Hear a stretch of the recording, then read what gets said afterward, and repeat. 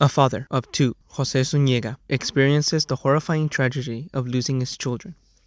Thinking he was giving them a chance at a career in modeling turned out to be a child trafficking front. At the same time, Tim Ballard, Jim Caviezel, a special agent for Homeland Security investigations, is having a hard time at work. Witnessing horrific amounts of unspeakable acts made by child predators, the world of his colleagues stick with him. How many kids have we saved? This leads Tim to interrogate, befriend, and set up a child predator into selling a child, Miguel Aguilar, Lucas Avila. Miguel asks Tim to save his sister, Rocio, Cristo Aparicio. Feeling his call and a chance to save more children, Tim rises to the occasion in the hopes that he can save Miguel's sister and more children. What this movie succeeds in is telling a story based on true events of the horror and financial gain that is child trafficking. It exposes this industry and brings it to light so that it can be put to a stop. Not only does it do a good job with structure, it also has very impactful scenes that truly hit hard. From the acting to the soundtrack, we witness through this movie the horrifying things children have undergone when they are forced into sexual acts by these despicable predators, just to fulfill their own pleasure, satisfaction, and the greed and lust for money. The movie opens up with a father discovering that what he believed to be an opportunity for his kids was a lie. This opening image sets up the tone of the movie very well.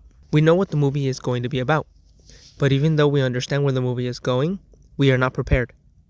Images of what I think are real events are montaged together in the opening credits, creating not only dread for the situation, but also giving us, the audience, sympathy over our grieving father, hoping that his two children would be rescued by our protagonist. Tim is surveilling a child trafficker, Oshinki, Chris Avedisian, as he publishes his spring sampler.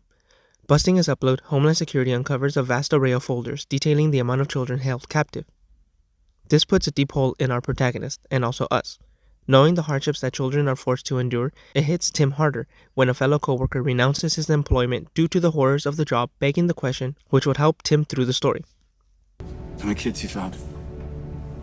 This leads Tim to ask his boss, John Byron, Kurt Fuller, for time to set up Oshinki. Succeeding with the setup, he saves Miguel, who informs him of his sister, asking Tim if he can find her.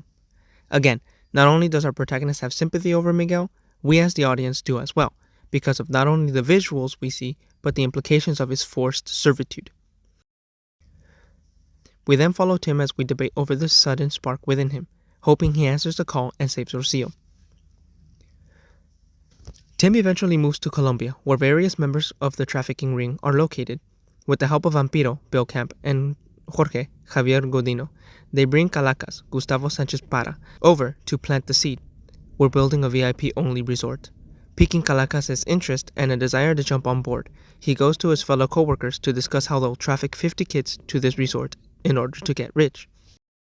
Through the help of Pablo, Eduardo Verastegui, they get a private island and prepare for the setup. Through this journey, we get tidbits of character from Vampiro. On the outside, he's an outgoing, outspoken, party-going guy. But on the inside, he's a broken man, wanting to fix himself by helping kids. This helps us empathize with Vampiro, not only following along with him and caring for him, but hoping he too can fix the hole that Tim seems to also have. When the setup proves to have succeeded, the news that Rocio wasn't any of the 54 children rescued, we the audience too get hurt. On the one hand, these 54 children are free, singing and dancing, showing us the significance of the movie's title, as the kids create the sounds of freedom. But on the other hand, Rocio is still missing. Learning that Rocio was sold to Alacran, Gerardo Taraquena, and is located in enemy territory, tension rises. Posing as medics, Tim and Vampiro enter this territory in the hopes that they are allowed through. When only one is permitted through, the stakes get even higher. As Tim looks for Rocio, our suspense is increasing, feeling relieved and a sense of joy when Tim finally finds Rocio. After escaping with Rocio and being reunited with her father and brother, we get a very tear-jerking scene with embracing love. Returning home, Rocio plays the drums, paralleling the opening image. I heard that the soundtrack in the movie leads you to feel more than the imagery, making you feel a certain way instead of allowing the audience to create that emotion for themselves. However, I disagree. There wasn't a time where the music overpowered the visuals because of how impactful and heavy-acted and strong the visuals were.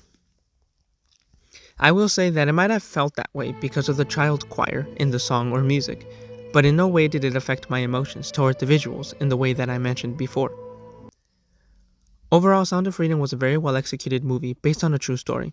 It demonstrates the cynical acts that people commit just for money, tearing families apart and destroying children's lives. These predators and child traffickers are put in the foreground in this movie, informing the audience just how financially beneficial child trafficking is, while providing a good, suspenseful, and heartbreaking and warming movie as we follow Tim Ballard, creating setups to save the children. At the end, we are left with a similar whole as Tim through the story because of the imagery of what these children have gone through.